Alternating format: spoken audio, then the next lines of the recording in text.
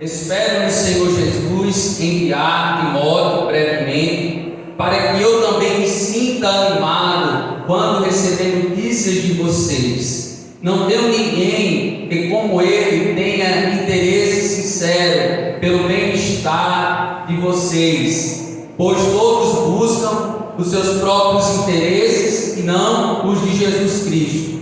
Mas vocês sabem que Timóteo foi aprovado, porque serviu comigo no trabalho do Evangelho, como filho ao lado de seu pai. Portanto, é ele quem espero enviar. Tão logo me certifique da minha situação, confiando no Senhor, que em breve também poderei ir. Contudo, penso que será necessário enviar de volta a vocês Epafrodito, meu irmão, cooperador e companheiro de lutas, mensageiro que vocês enviaram para atender às minhas necessidades, pois ele tem saudade de todos vocês e está angustiado, porque ficaram sabendo que ele estava doente. De fato, ficou doente e quase morreu, mas Deus teve misericórdia dele, e não somente dele, mas também de mim, para que eu não tivesse tristeza sobre tristeza. Por isso, logo o enviarei, para que, quando o virem novamente, fiquem alegres, e eu tenha menos tristeza.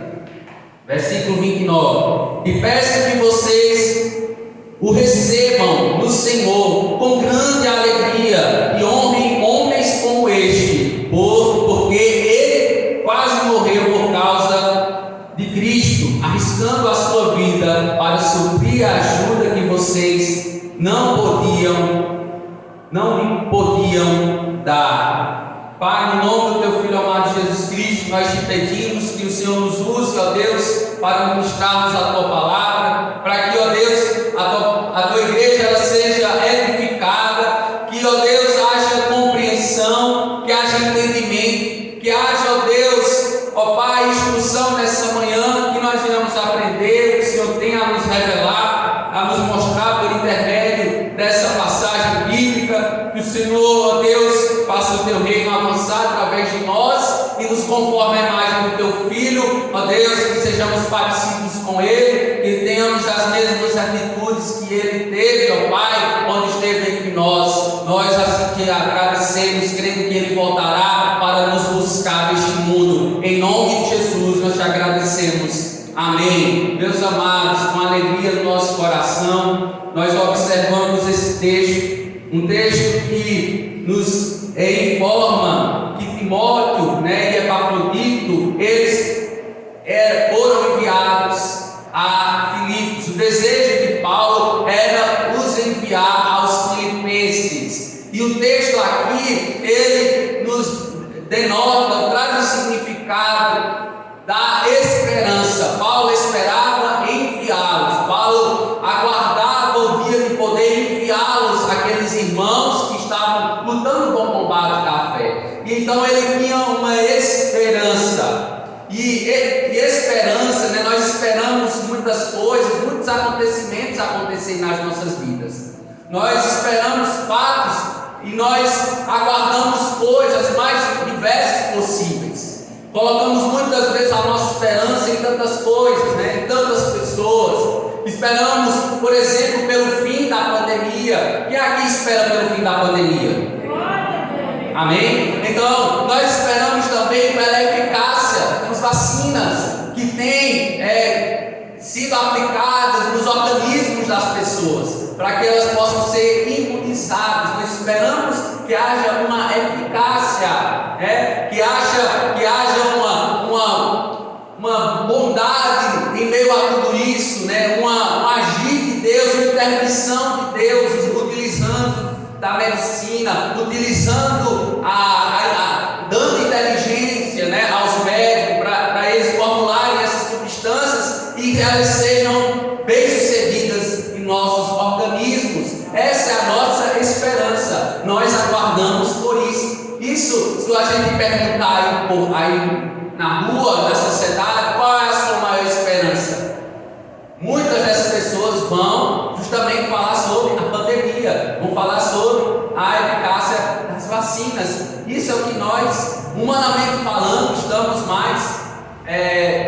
esperando ou aguardando isso acontecer. Interessante que o verbo esperar significa ter esperança, ser confiante em ver algo acontecendo, que almejamos muito, nós desejamos muito. Então o verbo esperar, ele traz esse significado àqueles que almejam que acontecimentos, que algumas situações elas sejam transformadas, circunstâncias sejam mudadas para a nossa própria vida, para o bem da nossa vida, a dignidade da pessoa humana. Então nós esperamos que isso aconteça, muitas coisas. E para refletirmos, meus irmãos, nessa manhã de domingo da ressurreição, nós celebramos também que Cristo ressuscitou dentre os mortos, e não é vã a nossa fé. Nós podemos perguntar nessa manhã, para refletirmos: você tem confiado em quem? Em quem você tem posto a sua confiança, a sua total confiança? Você tem esperado por quem? Em quem você tem esperado? Qual tem sido a sua maior esperança? Então é necessário a gente refletir acerca de quem, quais as situações nós temos colocado a nossa confiança, a nossa esperança. Paulo foi um homem extremamente usado por Deus. Ele foi grato a Deus pela igreja em Filipos, aos filipenses, pois eles demonstravam de forma confiante e alegre o bom perfume de Cristo. Aquela igreja a qual também Paulo pastoreou e agora estava preso. A esperança de Paulo era que eles compreendessem o propósito dos sofrimentos do apóstolo, que resultaria na expansão do evangelho. Claro, os irmãos estavam provavelmente temerosos, porque o apóstolo Paulo, ele estava preso e provavelmente não iria sair daquela prisão em Roma. Então eles, claro, estavam tristes,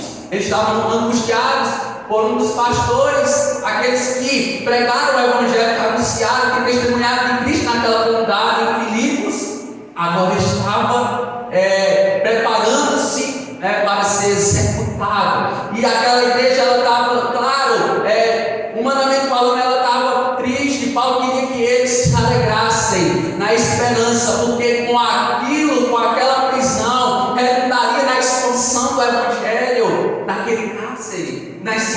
Paulo teve contato com aquelas autoridades romanas, tudo serviria para quê? Para o avanço, para a expansão do evangelho. Então Paulo queria que eles tirassem a tristeza, não pensassem na tristeza da morte iminente dele, mas naquilo que redundaria a sua morte. Então, se nós observarmos aqui, Paulo, ele lembrou aos filipenses da maior virtude de um cristão verdadeiro, que é ser humilde. Essa é a maior virtude de um cristão, não buscando, segundo Paulo, seus próprios interesses, mas os interesses uns dos outros em comunhão, em harmonia. O apóstolo Paulo esperava em ver seu filho na fé, Timóteo, em breve. Ele pensava ser necessário enviar de volta também a Epafrodito, porque Paulo pôde afirmar, ele pôde declarar e expressar no possível envio de Timóteo, Epafrodito, ele pôde anunciar essa verdade: espere com alegria na tristeza. Vamos repetir? Espere com alegria na tristeza. Isso parece um paradoxo. Como é que a gente espera com alegria na tristeza?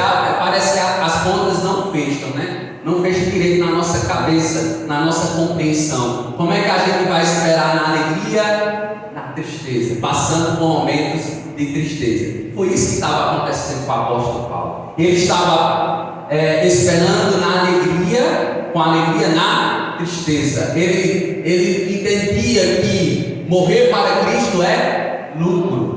Viver para Cristo era o ideal da sua vida, era o propósito da sua vida, era a finalidade da sua vida, era o objetivo da sua vida, era viver para Cristo. Porque Paulo esperava com alegria mesmo em momentos de tristeza, nós podemos perguntar. Em primeiro lugar, porque Jesus era a sua alegria.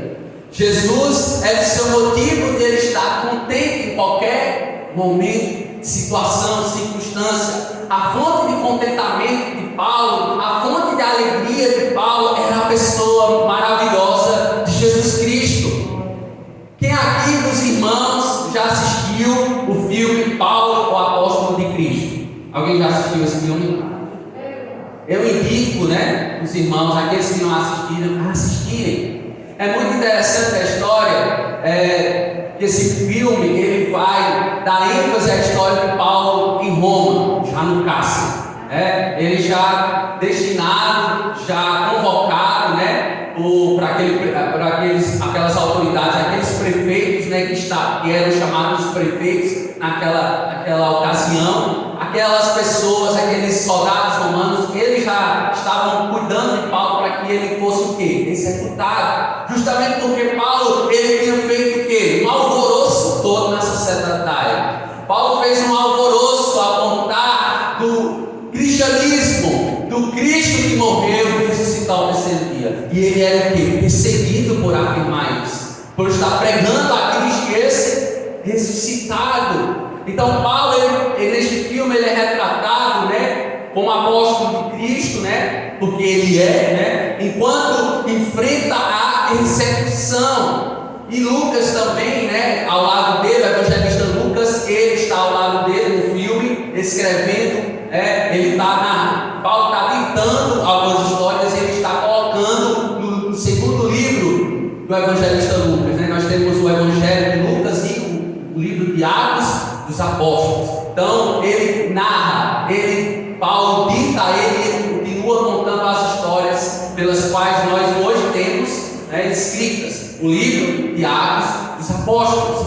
Então, se observarmos ainda que Paulo, ele veio enfrentando uma possível execução, e sabemos que Paulo foi executado, segundo a história cristã, a tradição cristã, nós temos chegado a notícia a nós que Paulo foi decapitado, teve a sua cabeça cortada, a fio da espada. Então Paulo, como é sabido, a gente chamado de Saulo, um fariseu que perseguiu criminosamente a igreja primitiva.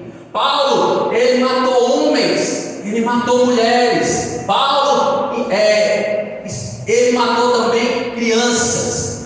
Isso é um absurdo para nós. Um homem que tem uma mente tão pecaminosa que consegue também, por ódio nacionalista, por ser um fariseu, um perseguidor da igreja de Cristo, ele vitimou, ele trouxe tristeza, pranto, luto para muitas famílias. Ele chamava-se Saulo antes da sua conversão, mas ele não sabia com quem estava mexendo.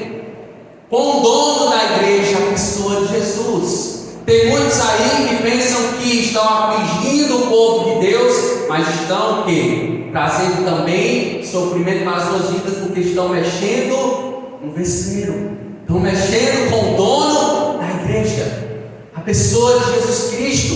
E Paulo, ele trazia tristeza às famílias, sofrimento, e ele, a caminho de Damasco, a gente observa em Atos dos Apóstolos, capítulo 9, a caminho de Damasco, ele teve um encontro libertador, gracioso, com a pessoa de Jesus. Paulo foi o último apóstolo vivo de Cristo, o 13º apóstolo vivo. Os outros que existirão, após a ele, surgiram depois dele, a gente sabe que são falsos apóstolos. Hoje, na nossa geração, tem homens que se denominam apóstolos, mas é um engano, é uma mentira. Eles são falsos apóstolos. Apóstolos é aqueles que tiveram de fato um encontro genuíno com Cristo, que viram Jesus face a face, que tiveram o prazer de ter visto a Ele e de ter sido incumbidos com a missão de levar, de propagar e de anunciar Cristo por onde eles chegarem. Paulo, segundo alguns historiadores, sabia que Paulo provavelmente teria chegado até a Espanha.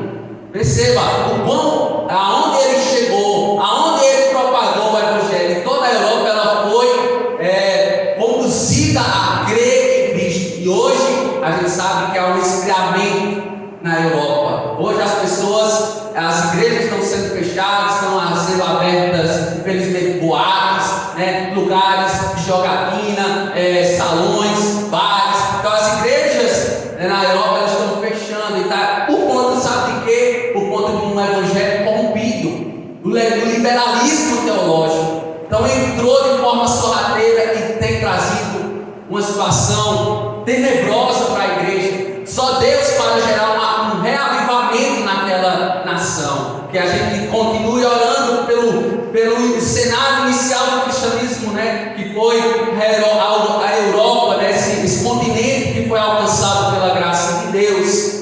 É interessante que quando Deus, né, tem um propósito de transformar a vida de um homem, Ele assim o faz, meu amado. Quando Ele tem um propósito, quando Ele tem um propósito estabelecido por Ele mesmo, Ele vai ao encontro de homens e mulheres. E foi isso que aconteceu com Paulo. Paulo se tornou um dos maiores missionários de todos os tempos. Certo teólogo diz, notem, preste atenção no que esse teólogo vai falar. Ele diz o seguinte: que há apenas duas coisas que penetram o coração humano. A primeira, uma é a formosura, o que é belo.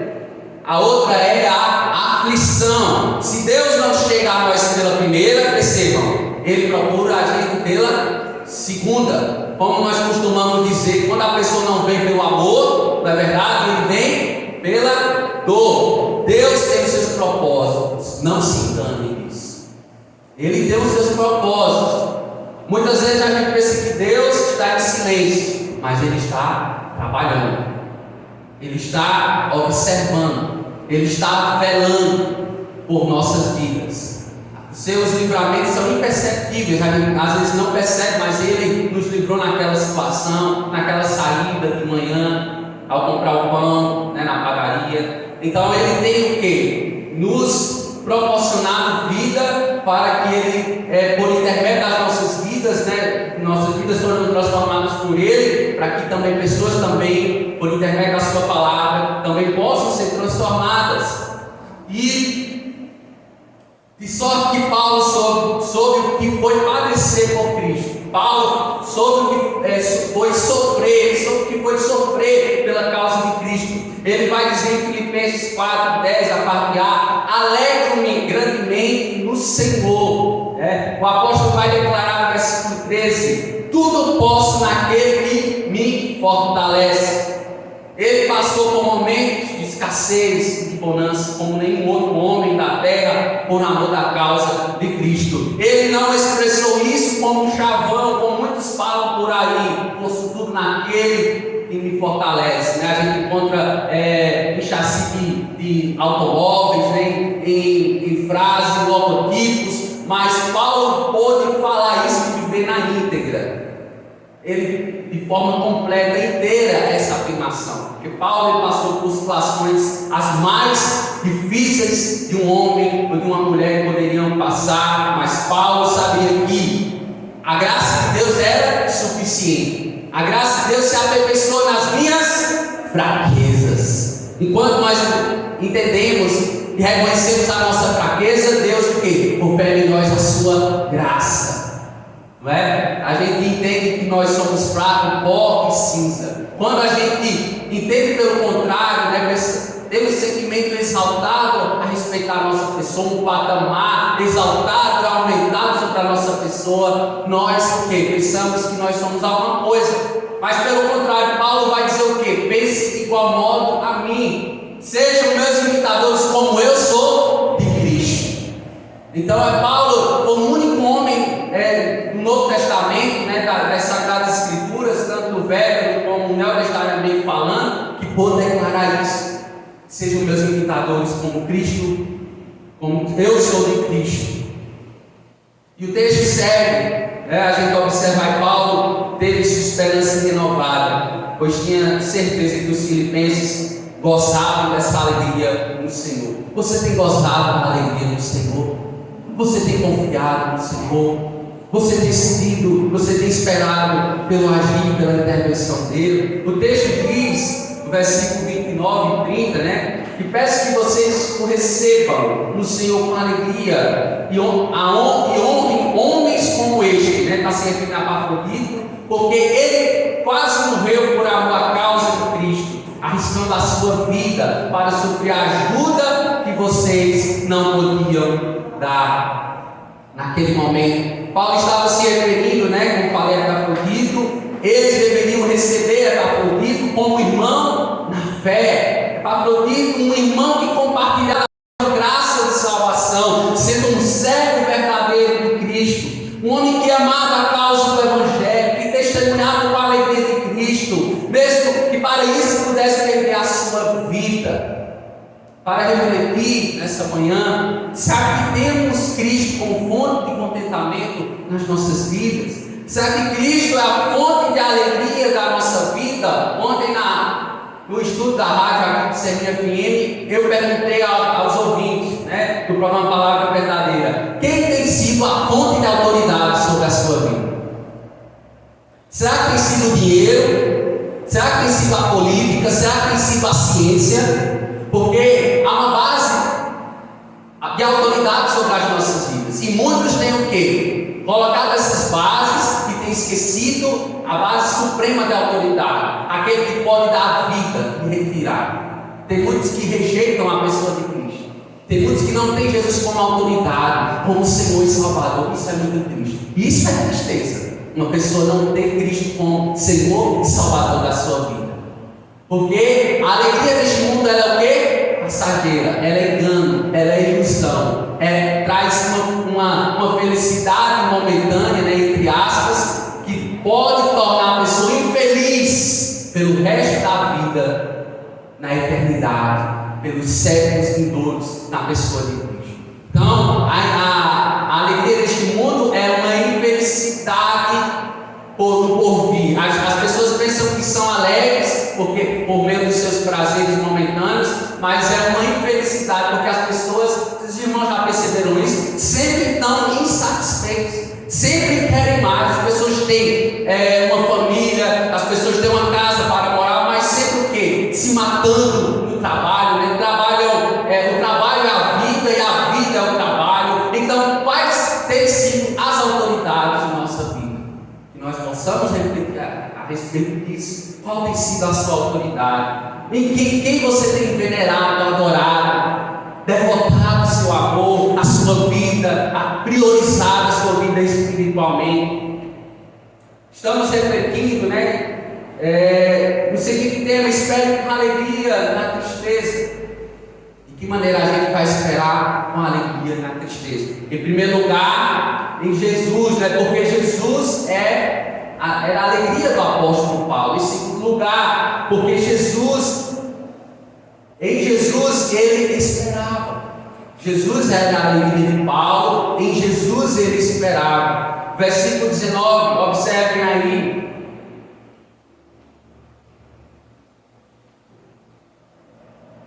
Versículo 19, Paulo vai dizer o seguinte: espero no Senhor Jesus enviar-lhes quem? A Timóteo, brevemente, para que eu também me sinta animado quando receber notícias de vocês. Não tenho ninguém como ele, que tem interesse sincero pelo bem-estar de vocês, pois todos buscam seus próprios interesses e não os de Jesus Cristo. Mas vocês sabem que Timóteo foi aprovado, porque serviu comigo no trabalho do Evangelho como um filho ao lado de seu pai. Por que Timóteo foi aprovado? Porque ele serviu de igual modo ao apóstolo, porque ele pôde ser confrontado a servir a igreja de Cristo, não buscando seus próprios interesses, as suas próprias motivações, mas os interesses de como um todo, uns dos outros. Cordialmente, Timóteo ele observou as necessidades uns dos outros. Isso é um mandamento para nossas vidas. É servir aquele irmão que está precisando, aquele irmão que muitas vezes está enfermo, aquele irmão que está precisando de uma ajuda, de uma oração, de um amparo nosso, nós darmos as mãos. Isso é servir de igual modo todos, é observar os interesses e as necessidades uns dos outros. Paulo ele observou isso na vida de Timóteo. Paulo observou isso na vida de Epafrodito. No entanto, ele ouviu falar, né, sobre os acontecimentos que estavam acontecendo. Paulo, mesmo em Roma, chegavam mensageiros a ele, né? Epafrodito era um que ele pensava em enviar a eles para o quê? Na volta ele falava para ele o que estava acontecendo, como a igreja estava. Paulo queria sempre informações das igrejas às quais ele pastoreava. E Paulo, quando provavelmente ele escutou uma informação, né, o versículo 1:17 de Filipenses, ele vai dizer que provavelmente estava acontecendo no meio deles facções, né, os grupinhos que os irmãos estavam causando, né, a desunião entre eles. Então, estava vendo alguns irmãos que não estavam concordando uns com os outros, e estava vendo o que? Separativismo, estava vendo uma separação, não estava vendo uma unidade, uma união. Provavelmente, né, alguns queriam o quê? Até entrar lá no cárcere, de alguma forma, matar os guardas, né? Isso eu estou fazendo alguns pensamentos aqui, né? Algumas probabilidades que podem ter acontecido. Alguns, né, ter pensado em entrar naquele cárcere, talvez tirar Paulo, matar os soldados, mas Paulo não queria isso. Paulo sabia que era por meio daquela prisão que ele ia ser morto. E isso não redundaria, a morte daqueles guardas não redundaria na glória de Deus. Paulo não pensava dessa forma, mas ele já estava pronto, para ser oferecido como oferta, né? Oferta de libação, oferta agradável e suave, as narinas do Senhor, dando o seu corpo como oferta. E o Filipenses 1:17, ele escreveu: aqueles que pregam a Cristo por ambição egoísta, né, sem sinceridade, pensando que podem causar sofrimento enquanto estou preso. Porém, Paulo, meus irmãos, não se deixou abater, porquanto aguardava em oração a intervenção divina. Irmãos, sabia que tem situações de nossa vida que não adianta nós ficarmos estressados. Não adianta nos estressar. Só vai gerar doença emocional, psicológica, física nas nossas vidas. Não adianta situações que a gente tem que entregar a quem pode realizar, a quem pode fazer. Então entregue a situação de sua vida na mão do Senhor, porque Ele tem ouvido a sua oração. E no tempo certo Ele vai responder. Tenha certeza disso, tenha convicção, porque a fé é a confiança das coisas que se esperam e a convicção de fatos de que não se vê. A gente não vê, mas a gente espera naquele que é poderoso para fazer infinitamente do que tudo que pensamos ou pedimos, conforme o seu poder. Então, a nossa posição é confiar no Senhor, é saber que somente o Senhor pode resolver no seu tempo as situações da nossa vida. O nosso posicionamento é orar mais uma vez, é insistir na oração, clamando, tendo mais intimidade com o nosso Deus, esperando nele. Enquanto você ora, Deus trabalha, Deus faz a sua vontade acontecer. Ele é o Deus dos impossíveis. O que é impossível para nós é possível a Deus. Aleluia por isso. Alimente a sua fé com essa declaração, com essa afirmação de que Deus Ele pode realizar e vai realizar no seu tempo, não no nosso tempo. Muitas vezes a gente é apressado, a gente quer ver as coisas acontecerem, quer situações mudando na nossa vida. Então, continue orando, porque Deus tem respondido às suas orações no presente momento, muitas vezes com silêncio, né? Mas no tempo certo Ele vai mudar a circunstância, porque Ele é o Deus que vela e zela por suas promessas, por sua palavra. Creia no Senhor. Muitas vezes a gente se encontra como o profeta Isaías se encontrou, o profeta cristológico. Muitas vezes estava o quê? Cansado, né? Porque é da nossa fragilidade humana a gente cansar, a gente pensar: Senhor, eu estou tão fraco, eu não consigo nem orar ao Senhor. Eu estou tão abatido com essa situação da minha família, com essa enfermidade. Mas um pensamento já de desistência, Mas a palavra do Senhor diz em Isaías 40, 30 e 31, diz: até os jovens cansam e ficam exaustos, e os moços tropeçam e caem, mas aqueles que esperam no Senhor renovam as suas forças, renovarão as suas forças, voam bem alto como águias, correm e não ficam exaustos, andam e não se cansam, não se desesperam, não ficam desesperados. Nós podemos ser atribulados, mas não chegaremos ao desespero, ao surto, porque aqueles que surtam é aqueles que já perderam a esperança. Você perdeu a esperança? Não, você ainda não se encontra desesperado. Volte, que nós possamos voltar, retomar a esperança, pedir como Isaías pediu, expressou. Aqui ele expressa através de 3 verbos, né? Subir, correr e caminhar. Se a gente não consegue correr, caminhe. Se a gente não consegue subir, continue estável. Você não consegue subir um degrau hoje, mas mantenha-se firme no propósito, mantenha-se constante no propósito, na confiança, nas promessas de Deus para a sua vida. Mantenha-se firme. Note que Paulo elogia a Timóteo, seu filho na fé, enviando a Timóteo e a Epafrodito para agirem sob a sua autoridade. Paulo confiava neles, Paulo tinha discipulado aqueles irmãos, eram filhos na fé do apóstolo.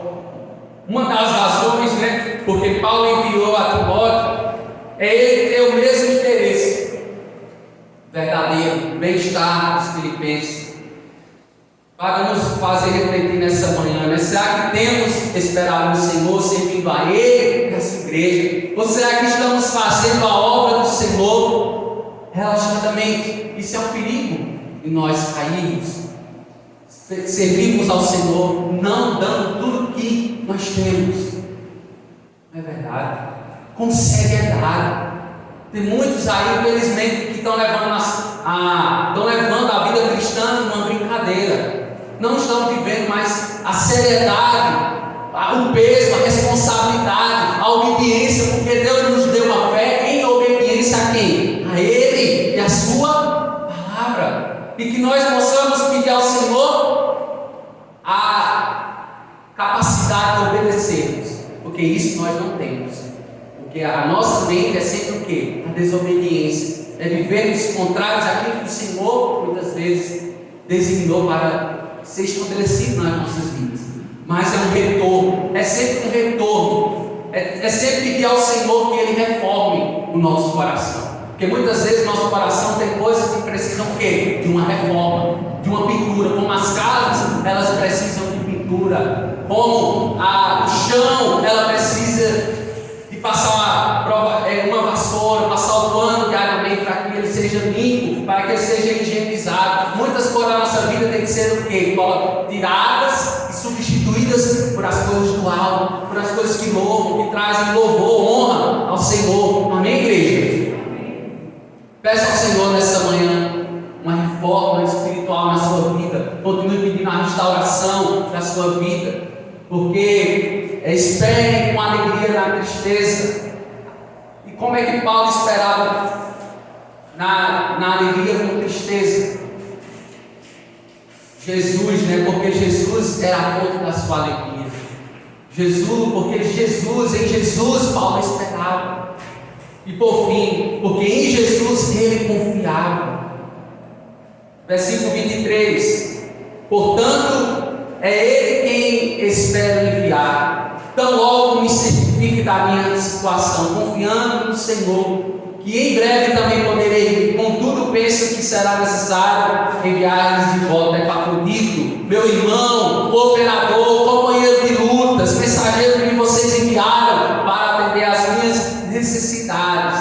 Paulo simplesmente ele confiava que sua esperança, né? Ele tinha essa esperança no tocante à missão dos seus mensageiros. Ele confiava cabalmente que Epafrodito e Timóteo eles iam realizar com êxito a missão que Paulo os incumbiu. Normalmente Paulo enviava mais de um representante, né? Quando havia necessidade de enviar mensageiros, Foi isso que aconteceu nessa oportunidade. Em Filipenses 4,18 mostra-nos que Epafrodito foi enviado pela igreja de Filipos para levar as ofertas que enviavam a Paulo, os donativos, para o sustento do apóstolo. Além disso, o texto à nossa frente mostra-nos que Epafrodito adoeceu, talvez durante a viagem de Filipos a Roma, isso com gravidade. Irmãos, Epafrodito estava disposto a arriscar a sua vida, a fim de cumprir a sua missão. Hoje, no tempo contemporâneo, na contemporaneidade dos nossos dias, tem irmãos que estão arriscando a sua vida